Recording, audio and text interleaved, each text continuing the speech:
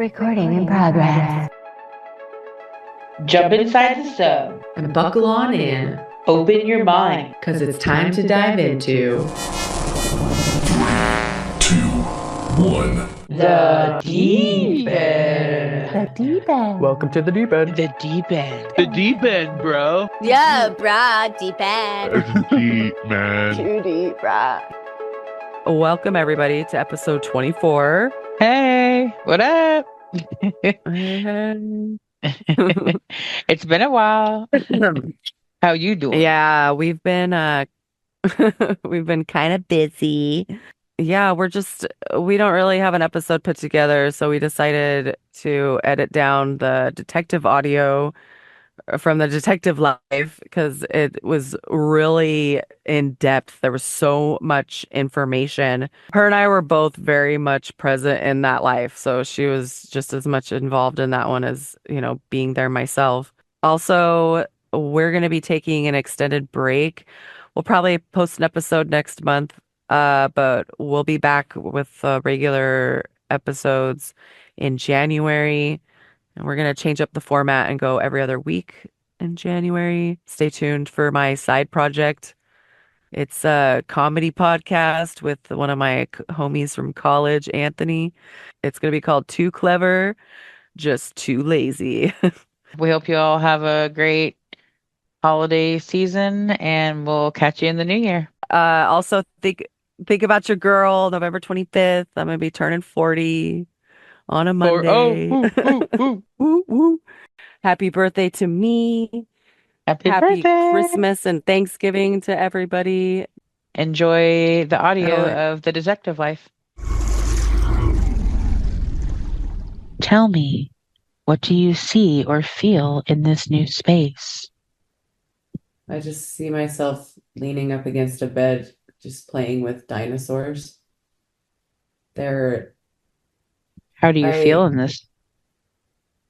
Because I'm trying to see because it feels really bare and sanitary.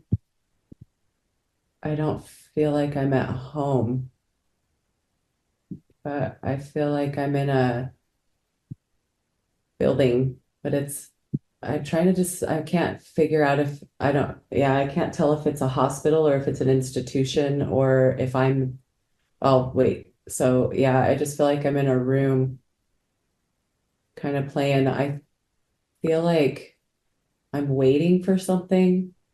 There's flowers in the room and a wash basin kind of thing, a bowl and a pitcher. Mm-hmm. I'm looking out the window. There's like lace curtains. I see like wood planks, so I'm assuming maybe it's like a newer town kind of thing, like an old-timey newer town.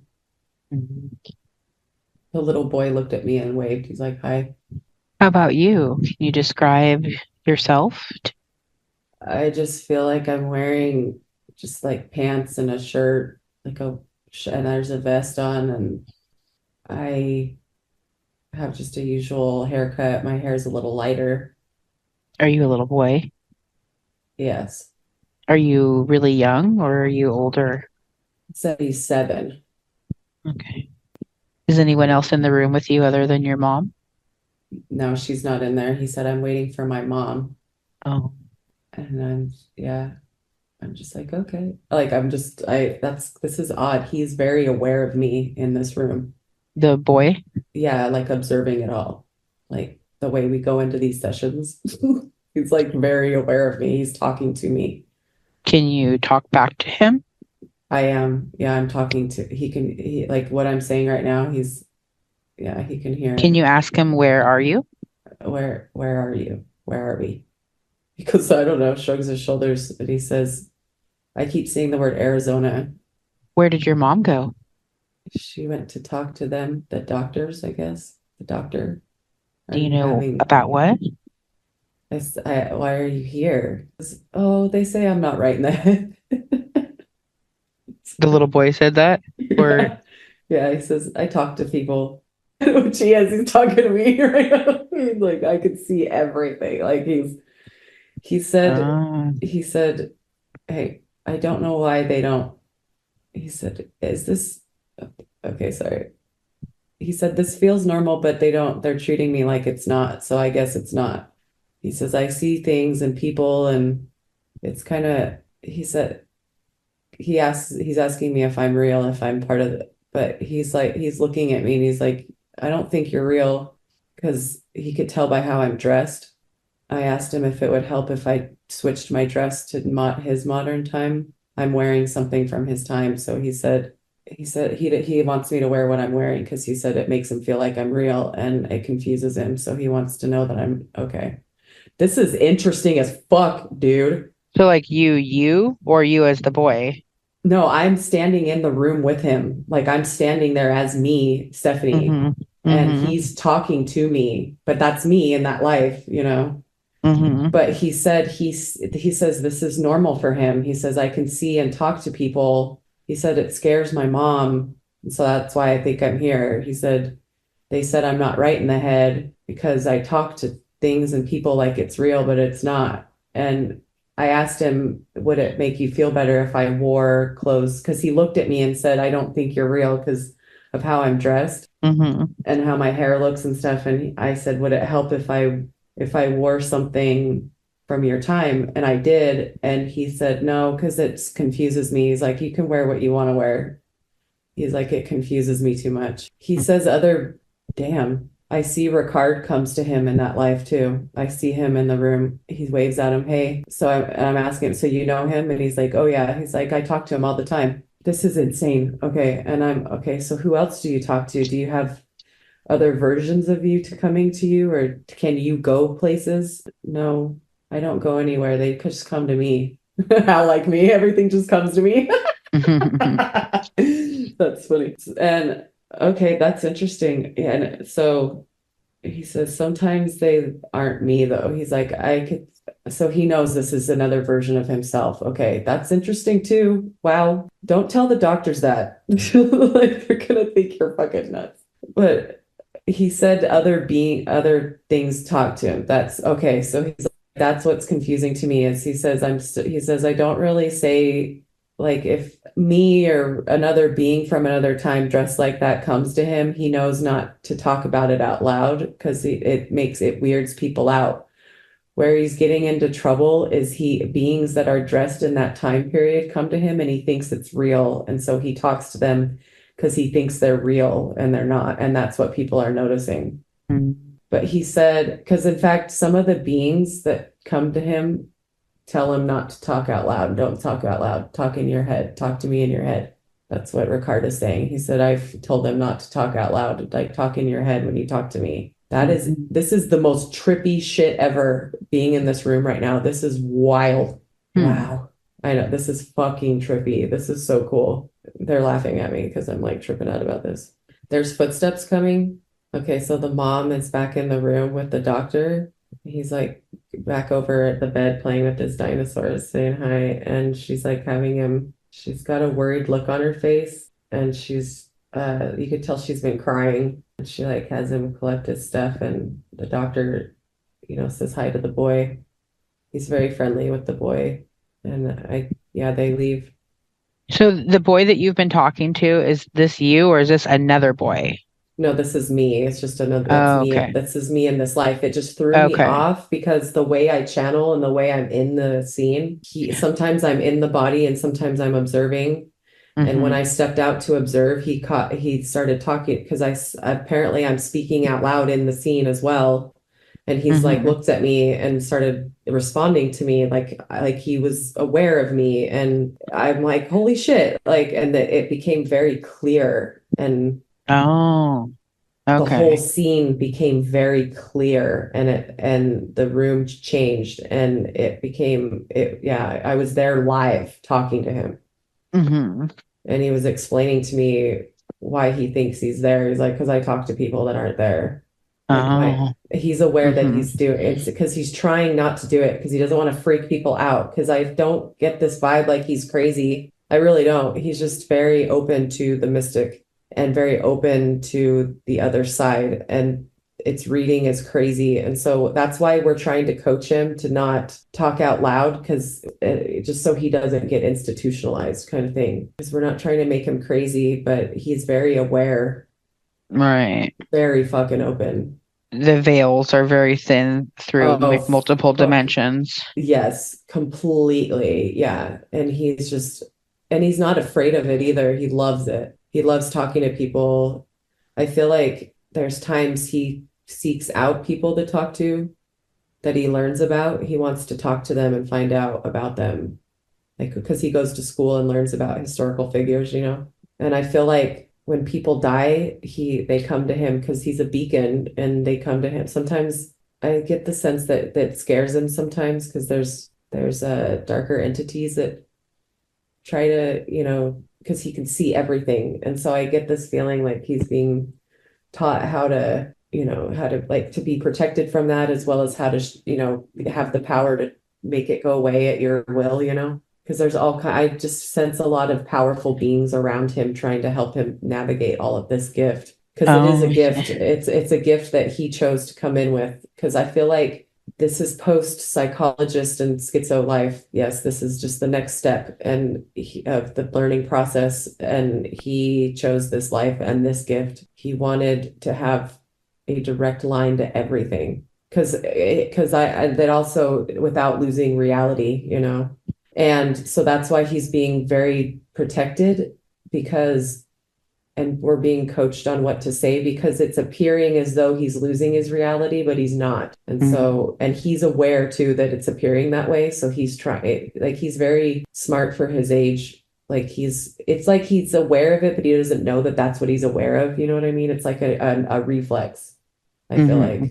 But yeah, that is so. Can you feel who the other energies you said Ricard is helping guide him through it? Is anyone Yes. else that you recognize? Well, I feel like Herm talks to him, because I felt like I asked if other beings, and I saw Herm. Like, I really do feel like Herm goes and talks to him. He really likes him. They like each other. They laugh together. I see sometimes Herm changes his appearance to him because it's still a little unnerving to him. I don't feel like Herm comes to him as the alien. I feel like Herm talks to him as a tree or as a light being but I feel like he comes to him in ways that doesn't freak him out. So it's like, you know, nature, sometimes an animal.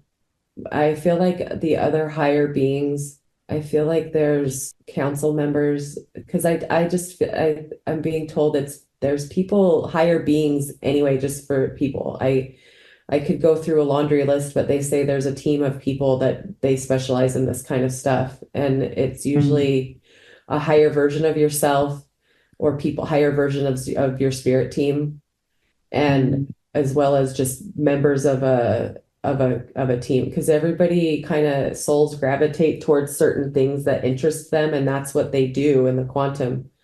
And you and we are part of a group of people that enjoys helping you just understand what's going on, like understand what's happening, understand, like, because we help the Pleiadian Council understand the humans, we help the humans understand the aliens, we help the humans understand themselves. That we're on a team that helps you understand. And there's teams that help you ascend, and there's teams that help you through your trauma. You know what I mean? So there's like a lot of them, but our core group that's one of our missions, is to help you just understand what's happening, what's going on, where you're at, where you're going, all that shit, you know, that's really fucking cool. So yeah, it's not uncommon to have other people's higher versions of themselves. Like, I feel like there's versions of me that has gone to you in lives as a guide, or as, you know, because these are essentially your guides, but you can see them this time. Like, he can actually see them. These are his guides. Okay, perfect. So is there anything else that happens on the specific day regarding the doctor or your mom, or anything that stands out to you before we move forward? Well, I want to know why she's crying. I want to know what they said. Right. Hang on, let me see what was said. He seems to understand what's happening around him. It's not like the doctor doesn't think he's delusional. but he said we will keep an eye on him talking to things that aren't there. I feel like the doctor is a good ally. That's why the universe aligned their path, because the doctor has gifts that he doesn't quite understand himself. I see a fast forward where the doctor sits with the boy one-on-one and he kind of is like, okay, so tell me really, what is it like? Because I feel like the doctor, it happens to him too. Interesting. And so he's trying to tell the mom, like, because the doctor even is like, I know I'm not crazy. Like, it's not interfering with my life. I just talk, I can see things that aren't there and people that aren't there. Like, he believes in that. He believes in ghosts and all that shit. So it's like but he would never discuss it with his colleagues, because it's frowned upon, Mm-hmm. But so yeah, I feel like that's why the universe aligned him yeah, because I get this feeling like any other doctor would have probably tried to get him, committed. Institutionalized, yeah. Yeah. And so, but he's saying, he's like, because the mom's really upset because she thinks that he's crazy and shit scares her because she's like, it's scary. Like, I don't like it's unnerving to her. I feel like she has gifts that she suppresses. And so it's kind of like Travis. It's like she's just too scared of it. She senses shit too. It's like when he's talking to the beings for these Mm-hmm. other people, these ghosts, she can feel them. And then he starts talking to them, and then it confirms that they're really there. And so she's like, no, no, it's not real. Like, and so she's trying to take him to the hospital or doctor. And you know what I mean? Right. Like, Mm-hmm. yeah. So it's like, that's what's going on with her. So I feel like she's kind of relieved that he's not delusional crazy because that's her, she loves her son and doesn't want him to be, obviously, you don't want your kid to be crazy. Oh, so are the tears of like relief? Relief. Yeah, Oh, she's okay. relieved. Because the doctor, I see him like rubbing her shoulder, like it's okay, like he's fine. It's just, let's just keep an eye on this. He's like, I wouldn't be too worried about it. He said it just seems like he's got a vivid imagination, imaginary Mm-hmm. friend, so to speak, kind of thing. So he's just Mm-hmm. like, it just let him have his vivid imagination. And Mm-hmm. so they walk back in, and that's when she's like wiping her tears, and she's like being sweet to him, like, hey, let's go. So Okay. yeah, that's what I feel like. Yeah, that's interesting. Let's go ahead and move forward to your home and see, where do you live in this lifetime? Well, I see like just a normal looking house that's kind of a part of the town. I feel like it's in the row of shops, but it's not a shop. It's like, okay, it's like the sidewalks, the planks on the sidewalk stop, and then there's a little mini alleyway, and then my house is right there. And then it kind of starts the neighborhood of houses, but yeah, it's just like one street. But it's a really quaint town. It's cute. I feel like, okay, I don't know. I feel like, um, yeah, I just see trees around. It's like a basic house, yeah. And it's not modern, so I don't feel like there's electricity or running water. And do you want to go inside and see if there's anything that stands out to you, or describe to me what it looks like? It's cute. I feel like there's an upstairs, there's lace curtains. It's just like, my mom keeps a nice house. Okay, that makes more sense. Because I felt like I see like this cool neighborhood and it's all green and lush. And I heard the words Illinois, but I'm like, but I thought I'm in Arizona. And then I'm going in the house and I feel like I ask, where's the father? Where's the dad? And he goes, he died. I don't have a dad. And he said he's just him and his mom, and they came here from Illinois. So I'm wondering if they wagon trained it and they died or something. I don't know. But that explains why the mom's so like tightly wound about her son being okay. Because I feel, yeah, that explains it. Maybe this husband and then another sibling died on the wagon trail kind of thing. Oh, Or if they even had one. I really don't know. I feel like I feel sibling energy. There's a sister and a baby brother. So yeah, that's too bad because it's just him and his mom. oh, so they all died. I would assume. He's like looking out the window. He doesn't really want to talk about it. I see a snake bite for one of them. I feel like his dad got bit by a snake, and I see him like by the mom's trying to nurse him back to health, and I see him die at night by the campfire. She's like really sad, and she had to bury him herself. And on the trail, it really broke her heart, leaving her husband behind. I feel like I don't know how the baby died. Exposure is what I see, just the word exposure. So I'm just assuming the elements, just the lack of supplies, and it was a very young baby. How old were you whenever you guys were coming over on this trail? I'm younger. Yeah, I'm young. I see like a little, yeah, it's like a few years before, because I'm 7 now. Yeah, it's like a couple years because I feel like I'm 4, almost not quite 5. And my little sister's between me and the baby. So yeah, they had kids, right? That's really sad because they were really in love, and my parents were, my dad was really cool. I talked to him a lot. Oh, after he passes, he comes to you. Oh yeah, I talk to him a lot. That's why I'm not that sad because he's still there. He sits with Mm-hmm. I see him sitting with my mom a lot, and I'll say, "Hi, Dad," and she'll look at me and she gets mad when I say that. It's like she can feel him there, but when I make her aware that he really is there, it scares her and she gets mad at me for talking about him. I feel like I play with my brother a lot when I'm outside. Mm-hmm. He comes to me someone my age that I can play with.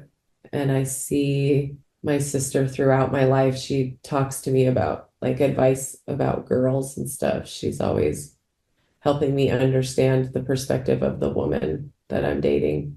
That's funny. Mm-hmm. She tells me when I'm being a dick, and she tells me, yeah, we have a close relationship in the astral. Interesting.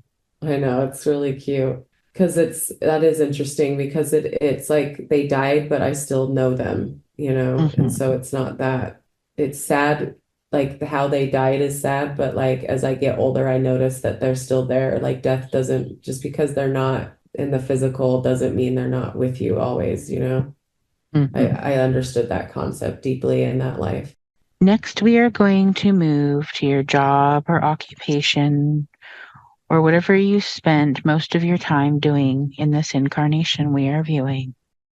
Well, I'm not sure yet. I see myself sitting at a desk, and I'm dressed in a suit, and I have a cigar, or not a cigar, but a pipe that I also see cigars around. Okay, cool. But I see myself at a desk, and like it's not a placemat, but it's like a businessy one that goes across the desk. My dad used to have one on his desk, and there's a banker's lamp there. There's just stuff on the desk. There's books in the room, but I can't figure out what I do. I feel like I investigate stuff. Mm-hmm. Mm-hmm. I I get a Sherlock Holmes vibe. I keep seeing like, so perhaps Mm-hmm. I am a detective, Okay. but And are you able to utilize your gifts to help you with this job? I see, yes, I feel like I investigate how people died and they talk to me and tell me what happened. And so I have to I can't just, because oftentimes, obviously, you learn who really did it, but if I can't prove it, then I can't prove it and they can't be arrested. Mm-hmm. And it's really frustrating for me because there are times where I can't prove it. And when I try to, and I can't say how I know and why I Mm-hmm. feel that way. And so it's really frustrating for me sometimes because I feel like some people know, because I don't get the vibe like this life is a life of trauma to my like reality, like those ones. This one is trauma by ridicule. I Mm-hmm. feel like a lot of people knew that I talked to everybody made fun of me and my gifts. And because I feel like I knew a lot of stuff that they didn't, and they thought I was crazy and stupid, and because it was hard to stay focused in this world. I'm being brought to early education. Like I was always wondering about stuff. And when I would wonder, sometimes a being would tell me something, you know, I get immediate answers for the things I wonder about. And I had a very vivid imagination. I see myself in a classroom and I wonder, and then all of a sudden the ceiling turns into space. And imagine like spaceships and fighting and planets exploding. Mm-hmm. That just showed that's funny. All kinds of stuff. Like I would just imagine it and be lost in it, and then the teacher would call on me and I don't know what to say. And sometimes, yeah, like Were you one having like memories of past lives in these imaginations? I asked that and I feel like I did. Yeah, I feel like they Mhm. were just memories of past lives, like on other You're just more planets, connected with like your soul's everything. history. Yeah. Oh yeah. Oh yeah. Big time. And I would just get lost in these imaginations, and I sometimes I would say it out loud, not realizing it. And so people, like kids, would make fun of me. And I would get bullied and beat up and stuff a lot. And like a lot of people in the town kind of that's how they knew me. I just was this weirdo. But I was also smart, I was smart. Like I did know stuff and I went to college and I learned and I was fascinated by how things worked. So I investigated. Like I was fascinated watching people, and so because I see myself watching someone, I would act like a private investigator. Okay, so I would like someone would want to know something, and so I would go and investigate it for them, and I loved that. Because I see myself watching something happening, and I'm like, why am I here? And so I was rewound. It's because you like to investigate, like your friends, if something was up, you would go because it's like so and so in the case of the missing blah blah blah. Like it's like this one of my friends thought his dad was taking something of his, so I would go and watch his dad, and like be a little Hmm. investigator and like report back what I found. Like I Hmm. loved that so much, and I would use my gifts to find the answers. I always Hmm. found the answers to the questions that I seeked. And so that's funny. Sorry, all this shit's just coming at me. Like this No, life you're is fine. so descriptive. It's so cool. But yeah, that's how I got involved in being an actual detective was I was like this private investigator. My friends knew me as that person. Like if they wanted to know the answer of something, I would go find it. And I would use my gifts also to find it too. Hmm. But I mainly used them as a detective. Like sometimes I would see people before I would see their body. So Like yeah, missing people or well, it's like I would see, like I see myself asleep and then I wake up and there's a woman at the foot of my bed and it scares the shit out of me and I'm like, oh my God. And I'm like, and she said something nondescript and then I get a call, like someone comes and says, hey, not like an actual call because I don't feel like telephones. Well, I see those ones where you put the thing to your ear and then speak at it in that megaphone looking thing. hmm. But I don't feel like I have one at my house. I see someone coming to my house to tell me there's been a murder and then it ends up being that person. And that kind of trips me out. I'm like, what the hell? I feel like that happens sometimes. Yeah. And sometimes if people are missing, like they'll tell me where they are. But there's other times where I can't find them because then it would make it look like either I killed them or I'm just there's no logical reason of how I would know where their body is. And Hmm. so like I feel like there's a time where there's a child that's like I'm like tells me where they are, but they tell me not to go because I can't find them because then you have to explain how you know. Right. And so because I do see, okay, sorry, this keeps evolving. I see myself going to where the boy's body is and I bury him. I bring flowers and like because since nobody can memorialize him, I give him that. And I see myself off in the woods where yeah, Hmm. because because it even reminiscing, it bothers me that I can't tell people where he really is because there's no logical Right. reason. It's like, well, then just send a search party, but it's like way too far, is what I was told. It's just too far. Mm. It's like a long ride by horse. Okay. But yeah, I see myself going to it every once in a while and memorializing it, like giving him a burial and then just putting flowers there. And does anything else stand out to you about this before we move forward?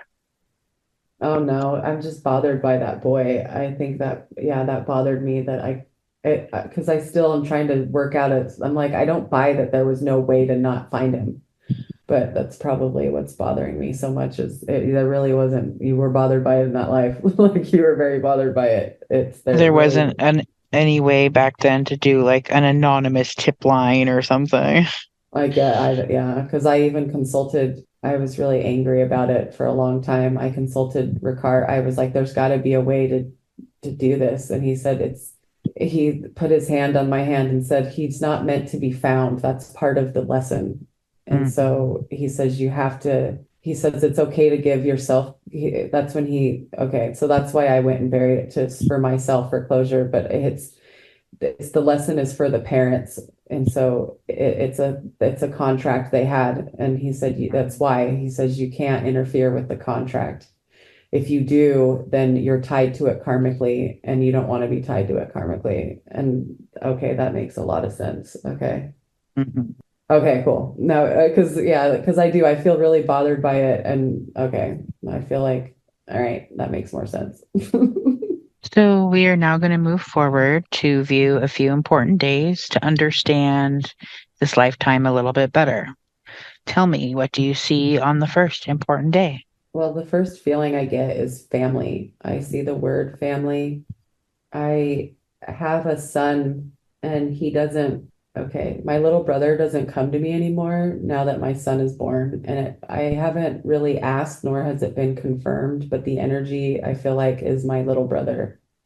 Mhm. So he incarnated as my son finally. And it's one thing to have him in the astral, but to have him right there where I can touch him and he hugs me, and having his energy in the physical, like I understand now why it is so hard to physically lose somebody, even if you understand that they're there. It really is different, and it's very wonderful having him there with me. Mhm. My mom has a special pull to him too. She doesn't know that it's her baby, but yeah, she loves him very much.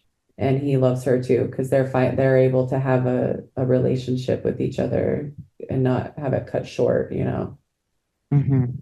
Family is important to me in this life. I feel like it's important to me to provide a safe environment for them, because I don't feel like it was safe for me growing up, just being out, migrating and all that shit. Mhm. So I like to provide stability for my family. I have a lot of pride. I feel like because I'm not really seeing a lot of much in this scene. I just see myself sitting at a couch, and what my family is all in one room, and I have my arms around people, and I'm just have a sense of pride. There's a lot of love, and I really enjoy it. But yeah, I have a fun there. The house feels fun because it is a happy life. It's like I mean, obviously there's hard times and there's trauma, whatever, but like I guess this important day is just trying to illustrate how important family is to me, Mhm. and that my brother came back through as my son. And it sounds like you have a pretty good family structure, supportive and happy. Yeah. So Feel does your like family ridicule you for these gifts, or they're used to it and it's just the public that does? No, my family doesn't, because my family, it's just my mom and my wife and my kids. And I want to say she has family, like everybody, it is a cool vibe. Everybody's aware because everybody in the town knows that I talk to things that aren't there. But I feel like I'm also a respected detective, because I'm good at my job. I solve cases, because I feel like they make fun of me because they're threatened or jealous in a way, because I just know things. I'm right. And sometimes people are afraid. It's just a matter of proving They don't understand it. Yeah. yeah, like how do I know, and all this stuff. And so, because everybody's Christian, nobody believes in the astral or the afterlife or any of that shit. Right. And Do so you some get people, branded as like evil or anything because of it? I sense that, yeah, some people don't look at, I get ridiculed at church. And so Mhm. because I don't feel like I go to church. Like I feel like I stopped going because I'm tired I see people spitting at my feet sometimes when they walk by, and I'm just sitting there minding my own fucking business in the pew. Mm. It bothers my wife a lot, and she doesn't like going. Yeah, she's like really angry with these people and wants to beat their ass. Like I see myself hugging her and it's like, it's okay. Like, it's okay. They're just ignorant, but eventually finally I'm just like, what is the point of all of that? Because I don't believe in what they're teaching. I don't feel like, because I know more than them. I know that that's not what it's like. But I go to church because everybody thinks I talk to the devil, so I have to keep up appearances. Right. But I hate it. Like I go, but I don't, but I do, but I don't. It's a shitty position to be in. Right. I have to pretend to be somebody that I'm not, and I don't like that. Yeah, but you do it for self-protection.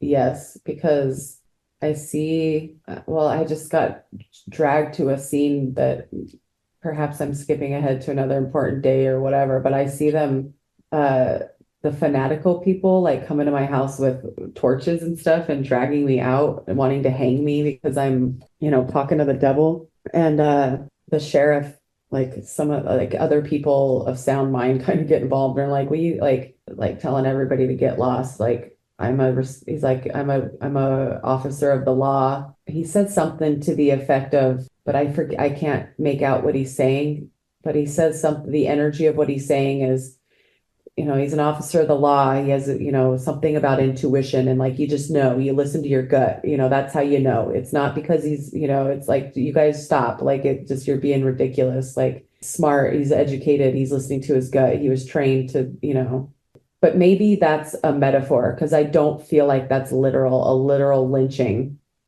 I feel like there was a lot of mob mentality and talking of shit and ridicule or like surrounding me and my wife as we're out just minding our own business. And somebody sees the commotion and is like, just shut the fuck up. You guys are crazy. Like he's an officer of the law. He's educated, listening to his gut, But yeah. So it feels like that you do work for the police and not as a private investigator? No, yeah, that was a metaphor as a kid. That's how I acted. I acted like this private investigator. Yeah. Oh. Yeah, I don't feel like I stay just in my town. I feel like I travel, like I get called out to investigate stuff and I go, and that's how I'm able to bring flowers. Okay, that makes sense. That's how I'm able to bring flowers to that boy's grave is I get called there because they like me. I'm good. So you have a reputation that precedes your local area. Yeah, because I feel like there's somebody who's in town either visits or is there for something and notices me and he calls me or like brings me with him to look at something that's been bothering him and wants to. I'm sorry, I got hung up because I was told immediately that that's you. You work in the same industry and you're a detective-y kind of guy and there's a case that's cold case and it's bothering you and I feel like you notice me and you ask somebody in the town about me and they tell you, oh, they're crazy. He like talks to ghosts or some shit. And he's like, oh yeah, what? Sorry, I'm just listening to this conversation. And that's what intrigues you. And you're like, I wonder, like it's like a vibe of like you're there visiting. I don't know why yet, but you notice me either in a picture or coming out of an office that's marked, because you're aware that I'm a detective because they tell you that or something. I don't know, but there's something that they tell you that piques your interest and it makes you think of this cold case and you're like, I am going to use this person's gifts to find out what the fuck. And I'm more than willing to help you because it intrigues me too, Kind of like the kid that drowned in Hoopa when we first met. Right? Yeah. Uh-huh. Yeah. Like, or That's me funny. channeling for you, you know what I mean? Like, I'm gonna see, yeah, that's fucking hilarious. So yeah, you approach, yeah, and it fascinates me. And so I go, yeah. But I don't, it's funny because I see myself telling my wife that I'm going and she wants to go with me. And I'm like, yeah, let's go, and so because she wants to go spend a weekend in the city.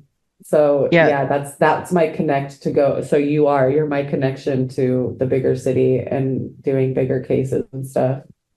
Interesting. Yeah, it's crazy. Well, I shouldn't really be reflecting on it. This shit has always fascinated me. So, like solving cases, like cold cases with spiritual gifts is like an obsession of mine. And if I like full blown was capable of doing it, I would do it like full time. I'm like obsessed with it. I always have been.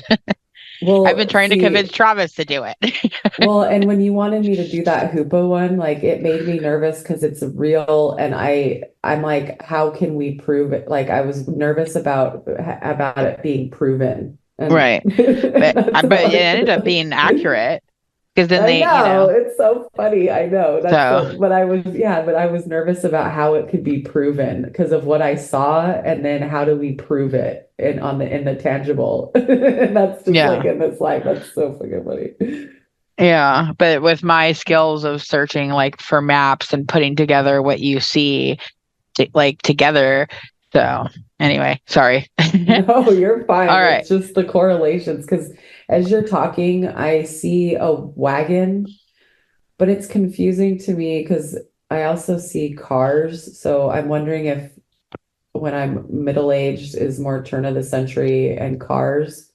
But I see a wagon and I see us moving because I go there enough and there's enough work. And I feel like I like it because nobody knows me there and because Mhm. I feel like people sabotage me in the town and nobody knows me there. And I feel like you and we really get fascinated with this work. Like I see us together with magnifying glasses looking at newspaper articles as a metaphor of us just investigating shit. Like that is so Like I'm fucking trying to funny do to in me. this life. Yes, this is Ancestry. fucking so funny. Oh my God. Like I move my family because we enjoy it. I go there enough and we enjoy it. My wife likes it there too. I just see it and I see the other town fade out. So I feel like we move because I want to work with you closer because there's cases that I'm helping you. I helped you solve a couple cases Hmm. and I feel like, I don't know where else to go with that. It's just kind of like, I wonder if I have an in that can help you solve things that you weren't able to individually. I Like I know. can go off of your hunches and act like Well, that's kind of the like thing is in I Dexter. enjoy, yeah, because I feel like that's why I enjoy working with you because I get stuck in some of my information, I feel like, and you logically talk it out and then it untangles the information and then I'm able to, and that, you know what I mean? Like the information gets tangled. I see it, it's like two lines and words are on these lines and it's going through a bottleneck kind of thing and I pulling it and it's getting stuck. And then I see you coming and like straightening out the string and it's able to come flow freely. Mm. So that's a metaphor. I get sometimes I had trouble with my visions and with like I am now, like I do all the Right. time in our sessions, like it's the Right. same thing. That's so funny. But yeah, you come and help and I feel like you and yeah, it's like we're Sherlock Holmes and fucking Watson. Like I really do. I get that vibe like a motherfucker. But yeah, that's what you guys were like, is what I'm told, you guys. Hmm. Because I'm asking, okay, because you have gifts too. You have gifts too.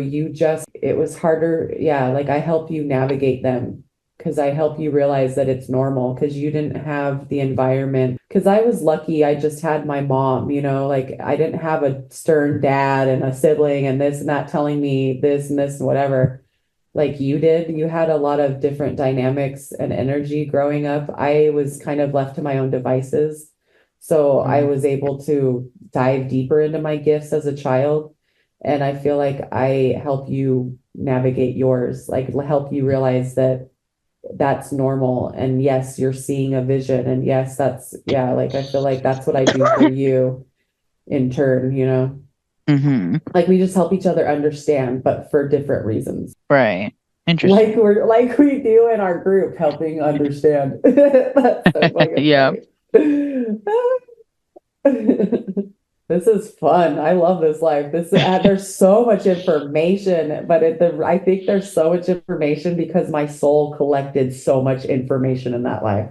I was Right. always researching and I was always questioning and wondering and like I had a direct line. So it's like I wonder why this life is linked to trauma. Well, I was told that ridicule and the shit talking, but I wonder how it'll leave because I wonder if it's linked to my fear even of channeling. I don't know. I guess we'll see. Maybe it had like a deeply rooted the ridicule from your childhood Oh yeah, and your because young adulthood kind of just really stuck with you, kind of a thing. no, and I feel that because I completely like being told I was weird and dumb and this and that. Like it's to the point I get it. I don't like sharing these ideas on the podcast. I want to delete it all because I feel like that's what people are saying about me. Like this is normal. This is my reality, but it's crazy to other people. So they talk so much fucking shit and they're so threatened by what I can do and what I know. And yeah, they're just small-minded NPCs. They don't understand how great and massive and open your brain can really be if you allow it, you know?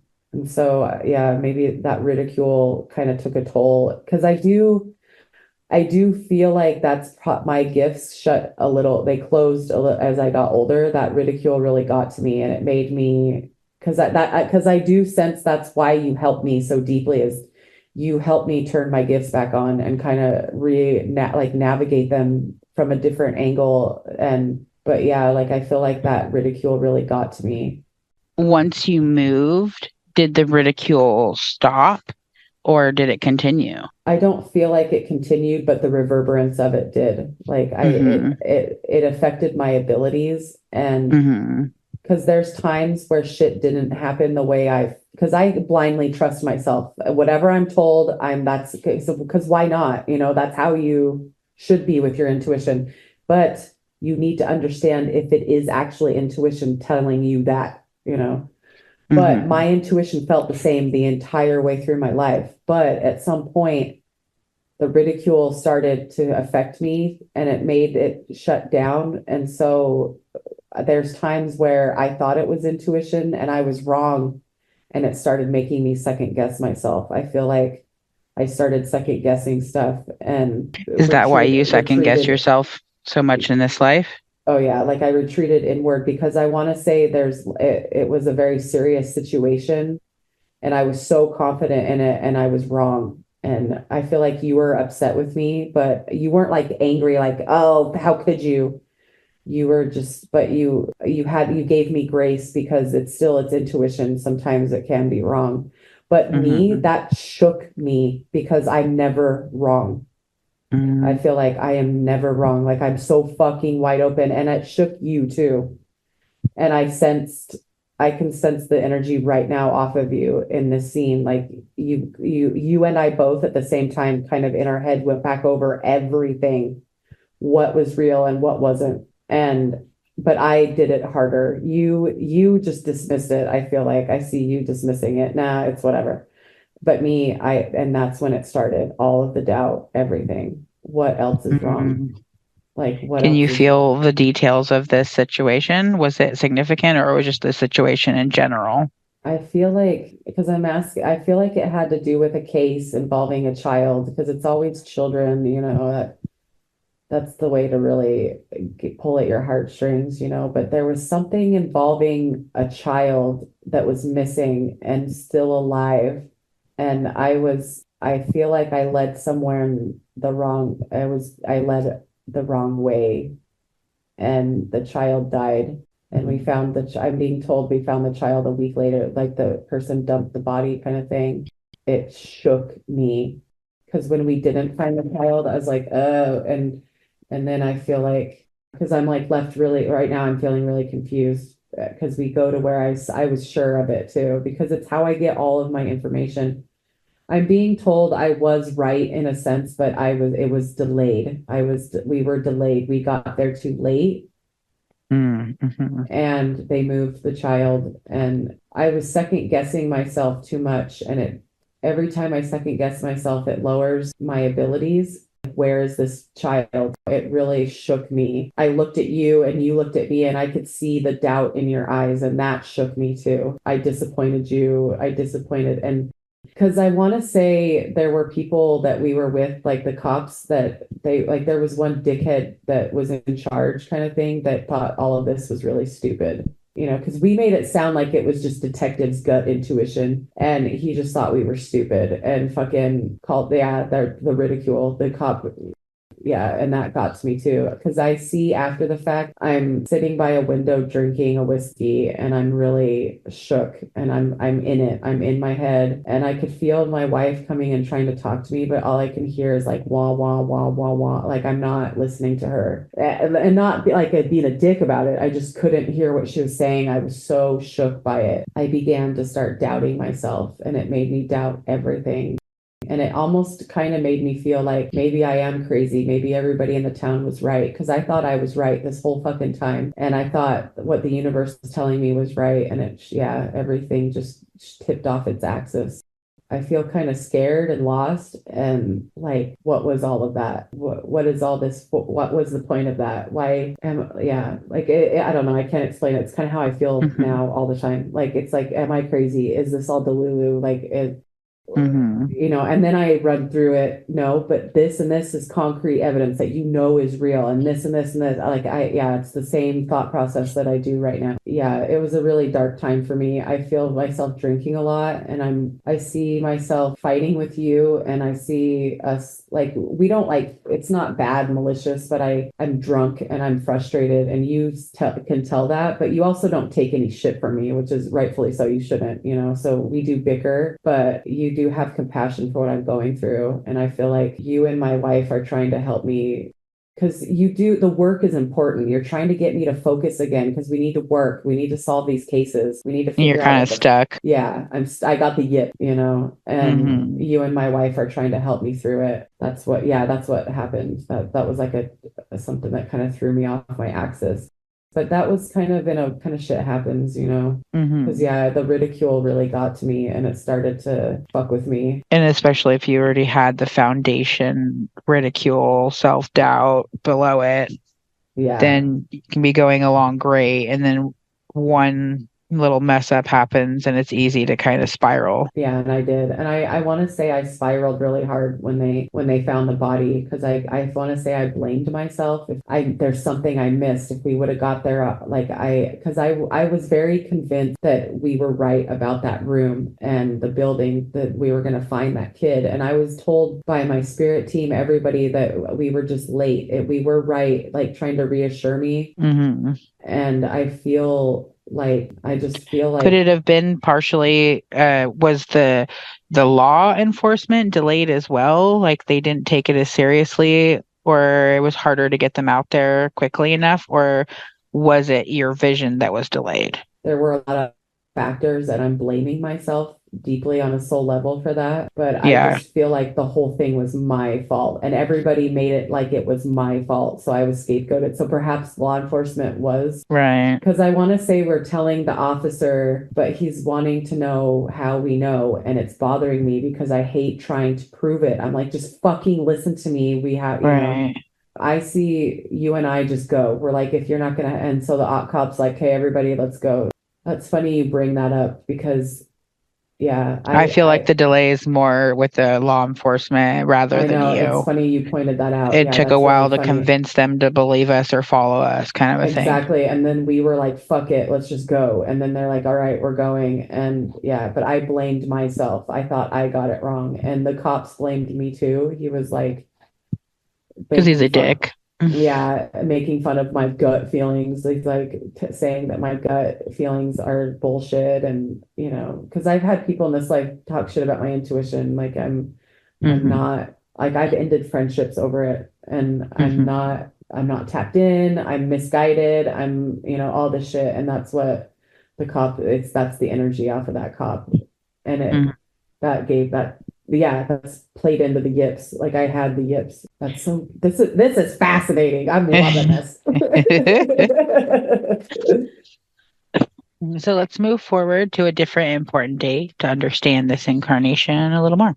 Because I'm still in that alleyway. Okay, let me try to move. Which alleyway? Where we're talking to the cops. We're in this like industrial in the city and between buildings, and then we leave to go to that scene. But we've already visited that. Are you able to recover after that? Do you stay down for very long, or are you able to kind of come back from it? I see yes and no. I see you come to my house sometimes and show me stuff and ask me how I feel about it. And I tell you how I feel. And then I get up and go get more whiskey and change the subject.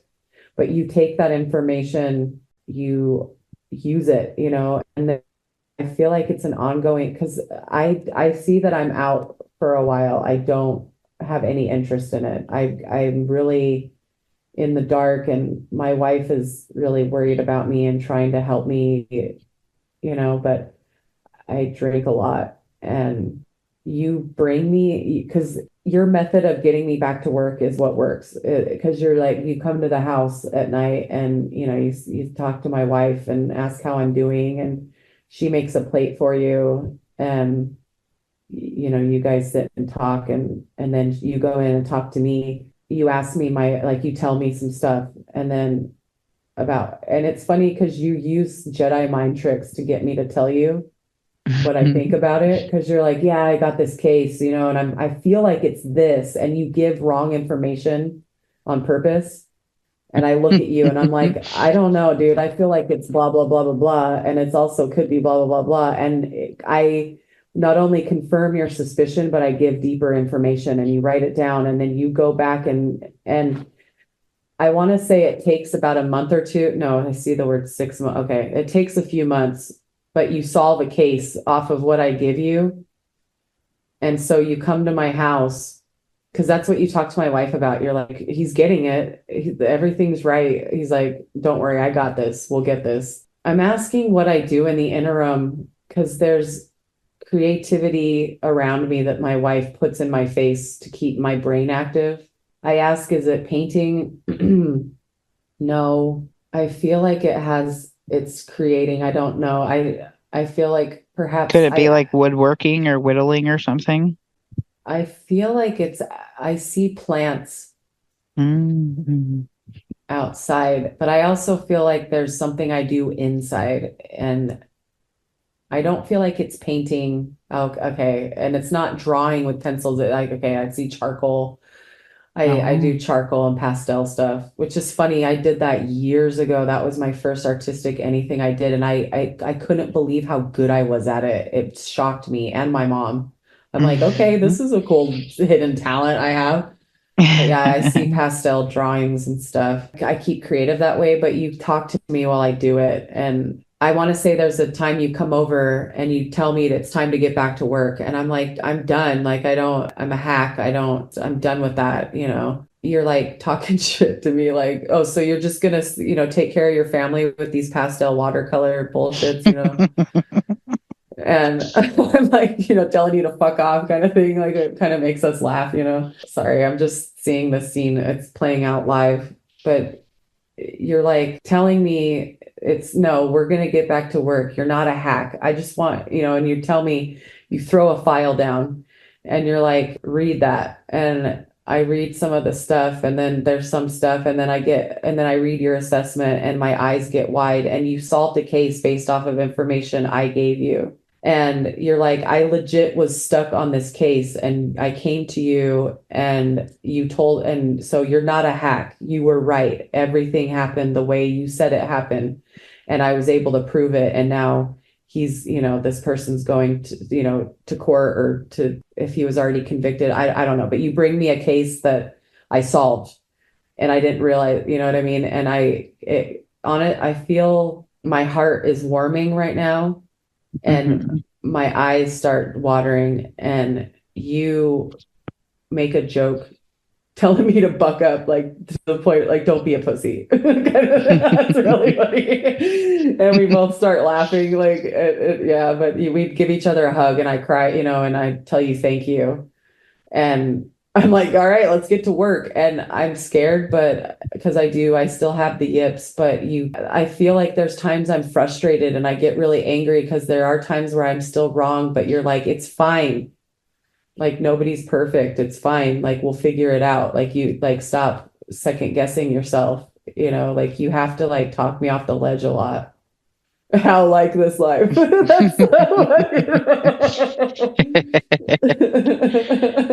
That's funny. This shit is fucking hilarious. This life is so clear, and these scenes are playing out in front of me like a movie. This is so fucking funny.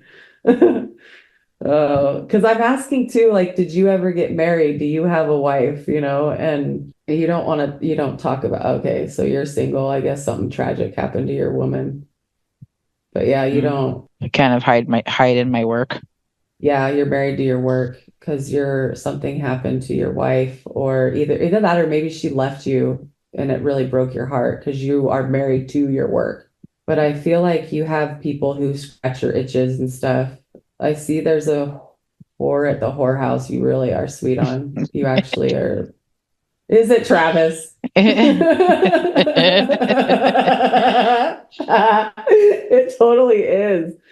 I see his goofy grin like he's in the asylum, but now he's in the whorehouse. Yeah, there's a chick at the whorehouse that you like. You like her. You don't like you pay her really well too, and like you help, like she doesn't let you help her too much because she's too prideful, but she likes you too. Like you protect her too. Like I feel like there's times her pimp roughs her up and you've helped her and try to get her out of, like I want to say there's a place that you got her out of and try to get her set up where she doesn't have to be a whore anymore, but she just doesn't want you to save her. She's like, quit trying to save me. Like, leave me alone. Quit trying to save me. But you guys, you care a lot about her and you watch out for her a lot. Like there's times where you don't know where she is, but yeah, you always find her and look out for her.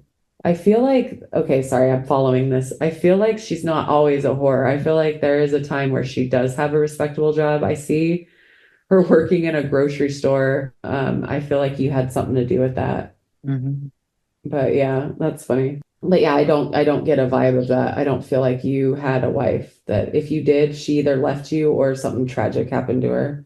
And am I like a placement? I see you're in charge of a lot of people because I see you working with other detectives, training them in our techniques, using your gut, using a hunch, I see you in a classroom instructing people. I see you going over these cases because you're trying, I don't think you're intending to, but you're trying to teach them how to use their intuition and showing them evidence of times we used our intuition and we were right. And so you're trying to bring spirituality to the police force, so to speak. But it doesn't work because police think they're using their hunch and they're not, and they're bad cops, so it's like, that happens, you know what I mean? But that was your soul's mission, is to bring, teach people how to use their intuition. And so, yeah, that's what you did when you were older. You like to work with, you like to train people and teach them how to do that job well. Okay. So let's move forward to a different important day. Well, I see balloons, like a celebration. It's like a retirement vibe, but I see like a metaphor of like Lieutenant Dan sitting at the bar and they're saying Happy New Year and he's not happy.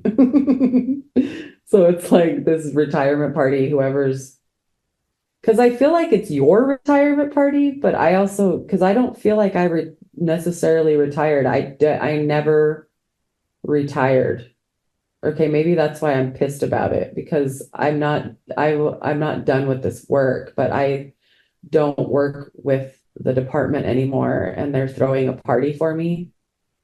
And I'm pissed about it because I'm not done with this work and I'm never going to be done. I love it. I love it so much. Okay, so because I don't feel like you're there anymore, because I feel older. I see that because I'm asking what happened to you, like you're running and you got shot, but like I see shot by a perp. By a what? Oh.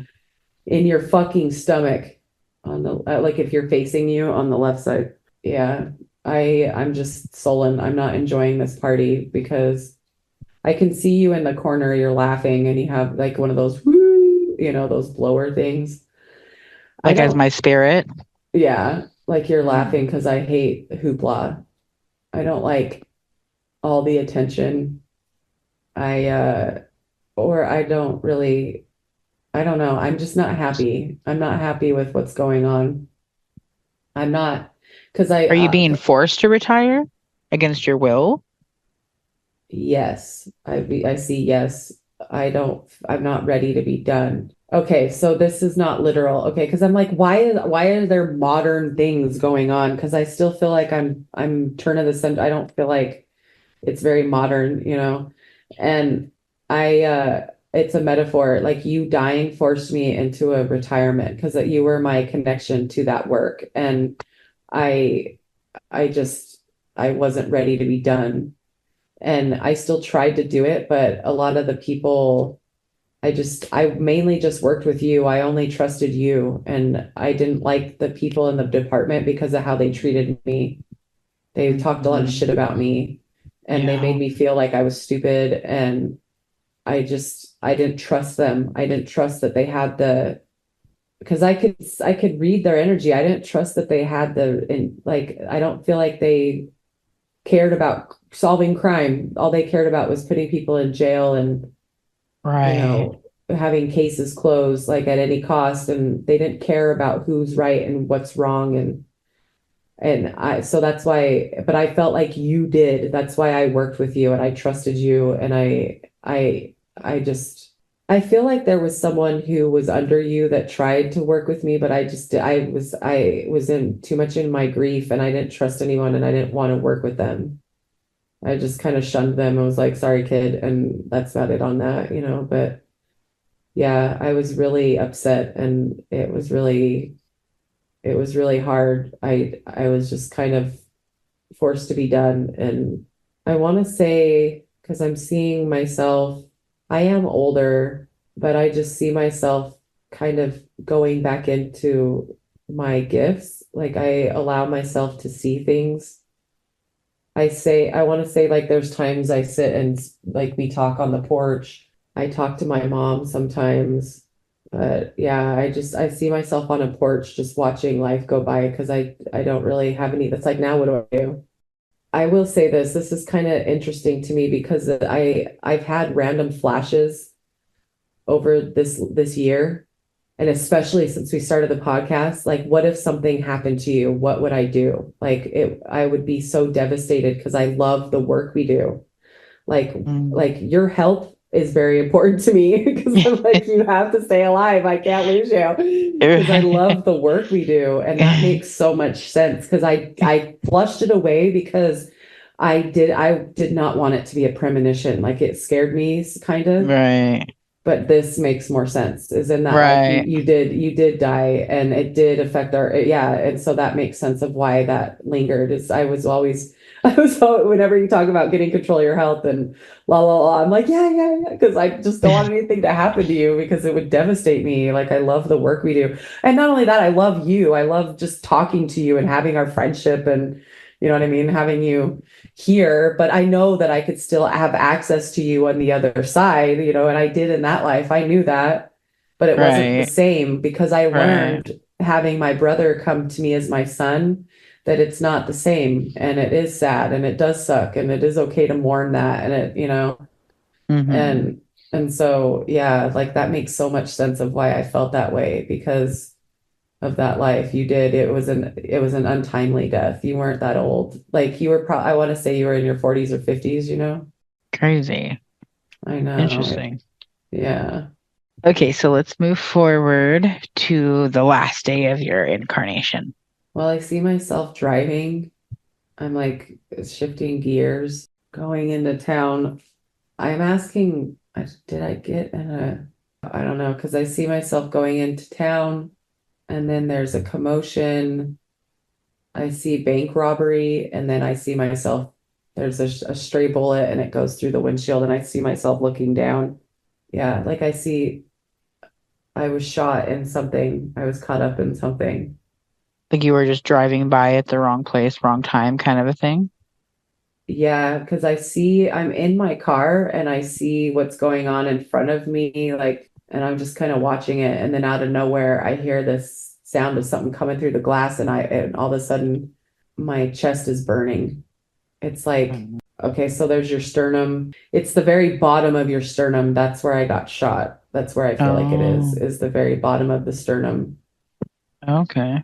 And I just look at it and I touch it and I could see there's blood.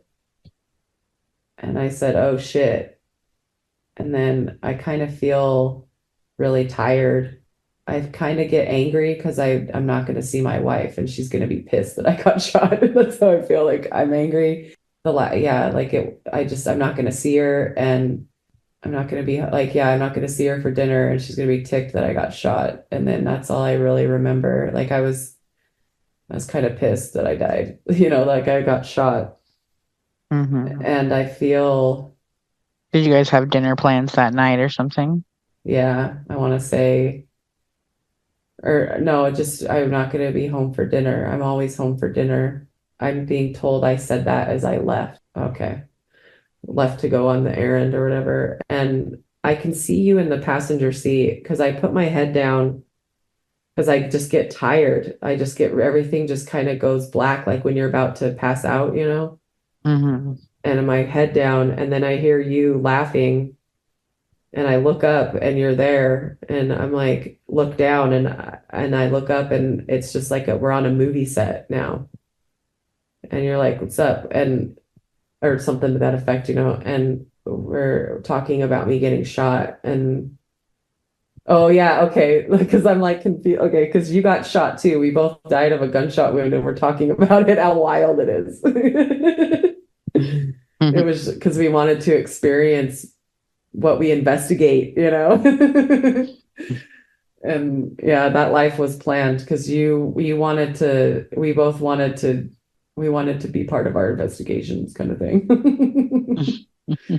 That's funny. But yeah, we're sitting in the front seat talking about it. And then, yeah, we eventually do, but you're the one who meets me in that life to go into the light. But that's funny. We're sitting there for a little while talking about what it's like to be shot. Because mine is in a similar area where I was stabbed and impaled in that Scottish life, which is interesting. And you were shot in your liver again that time.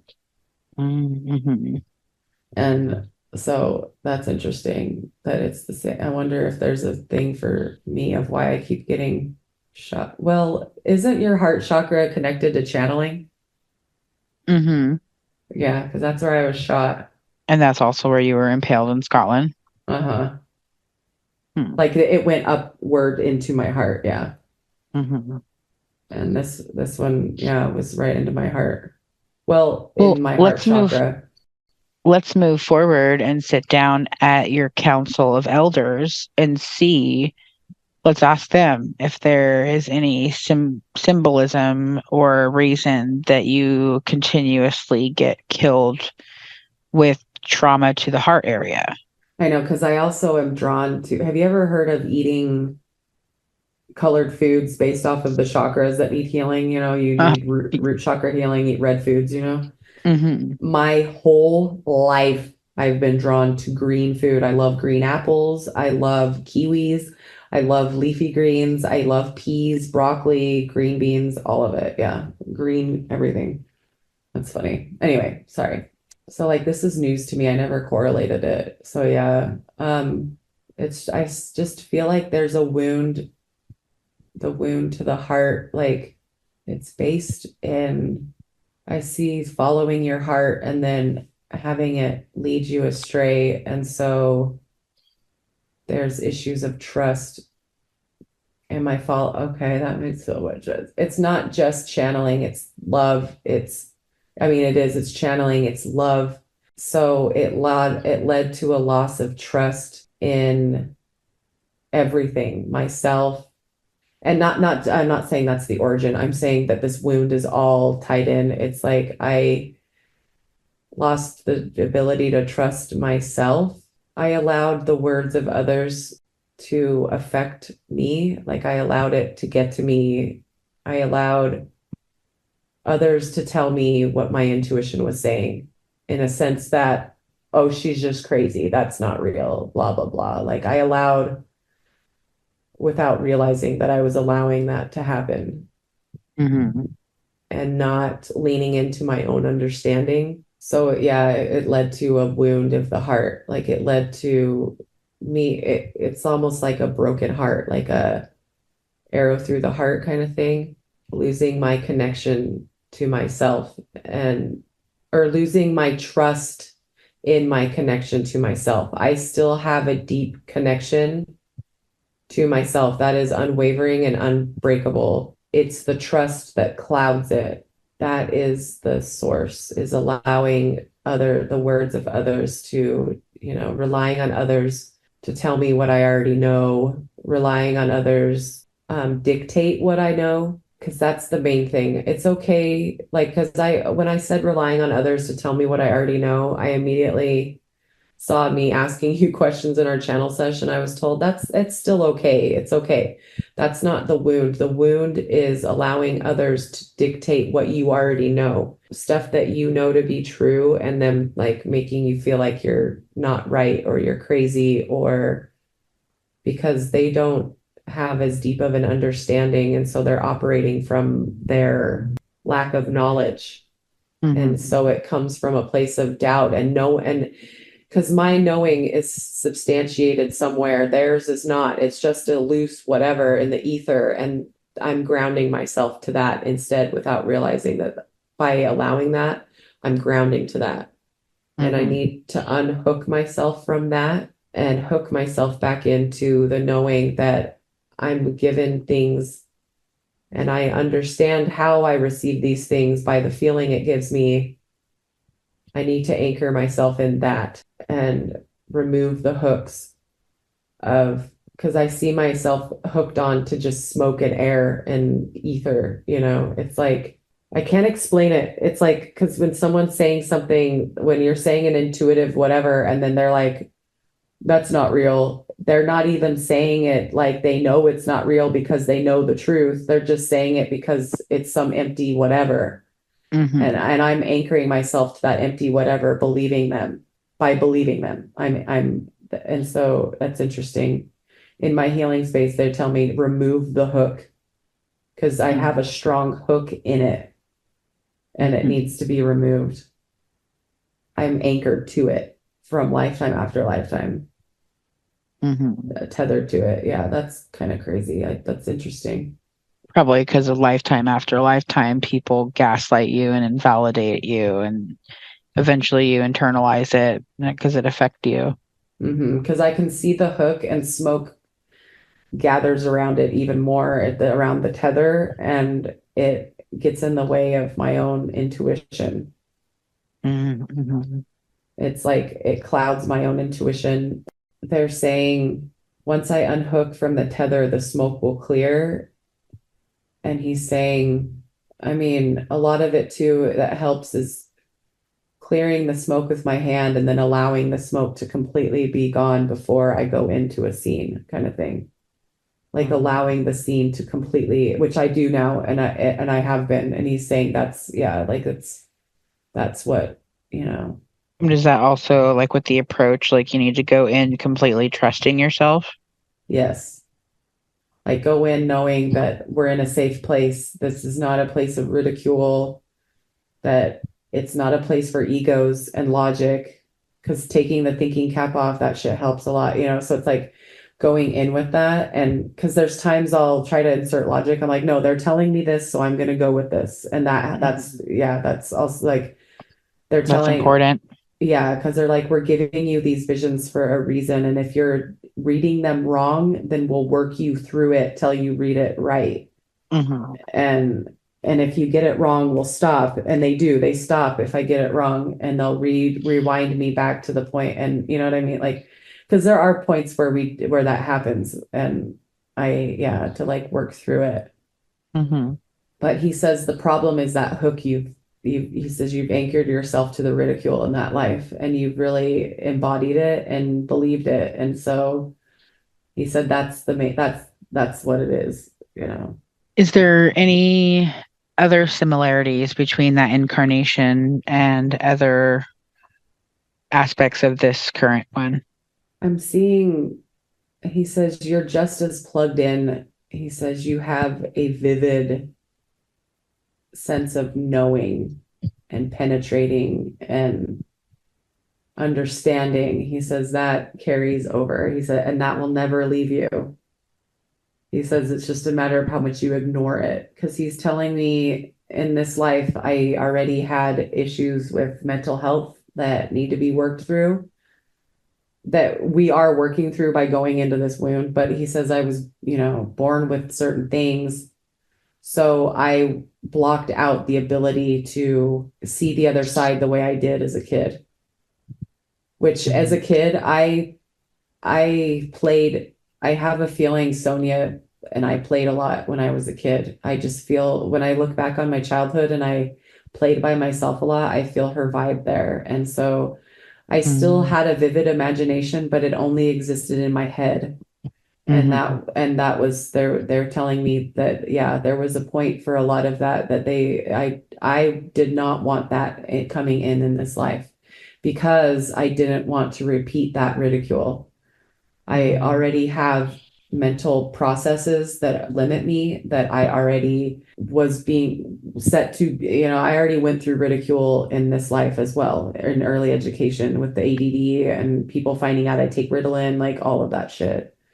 It all correlates, but yeah, we made the path a little easier this time by not having the gifts so strongly, or being made aware of them and how strongly I've only been made aware of how strong they are in recent years because of, just the power of it. It has the ability to make me go crazy again. And so we're doing it in small doses. Okay. And is there any other trauma that you still carry from that incarnation?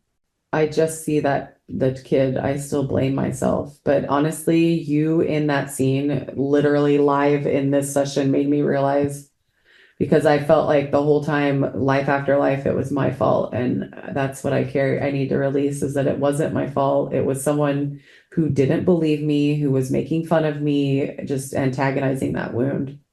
And so that's one thing I need to release, is the guilt from that. It was not my fault. I was just navigating my gifts as I normally do. The ridicule is like a cancer, and the cancer was spreading. And do you recognize any other energies or souls from that incarnation? Well, Max came through very strongly, but he's not my son, but I see he's my sister. Who gave me advice. He was in there. That was him. I feel like I had a thought that perhaps my mom was my mom and Mike was my dad. I'm not seeing no. So that also explains, because she was my mom in the schizo life. That explains why she would be scared and worried that I'm sick in the head and I'm going to leave her again, kind of thing. Because these were kind of almost set in a similar time period. That was just a parallel life. Like, that's really interesting to me.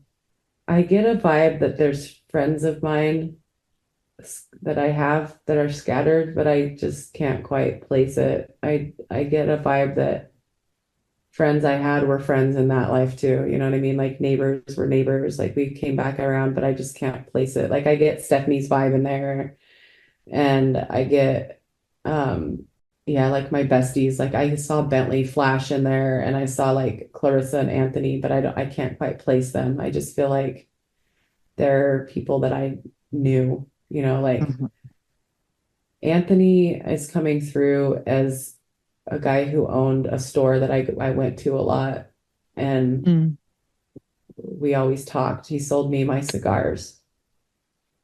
We always talked, and I want to say we saw each other outside of of that setting too. I want to say because I see him at my house sometimes, or I see all of us at lunch sometimes. So it's like, yeah, like some of these friends, yeah, like they were my friends, like they are in this life, like kind of in that life too. Yeah. Like we saw each other a lot, and then we didn't, and we still kept in touch here and there. But yeah, that's interesting. My son, I don't know who my son is. I feel like Travis was a whore. that shit cracks me up. I'm not surprised. No. I know, that's fucking funny. There's a correlation with the gold teeth, you know. Well, that's all the time we have for today. Thanks for tuning in, listening to our podcast, and following us into the depths of the subconscious and the unknown. Into the depths of your soul. Come find me and book a reading on www.mutablemystic.com. You can find me on Instagram at Sagittarius_Mercury, or find me on Facebook at Stephanie Magdill. And you can find me on TikTok, YouTube, Instagram, and Facebook under Quantum Healing with Steph Green, and book your own past life regression session, or you can send me a message on Facebook and we could talk about what you have in mind. And don't forget to like, follow, and share the Deep End podcast on Facebook, TikTok, YouTube, and Instagram. Thanks for tuning in today. Till we can bend your mind next time. Always remember to ground your feet in the dirt and enjoy life with those gratitude glasses on. Catch us on The Deep End. The deep end. Welcome to the Deep End. The Deep End. The Deep End, bro. Yeah, bruh, deep end. Deep, man. Deep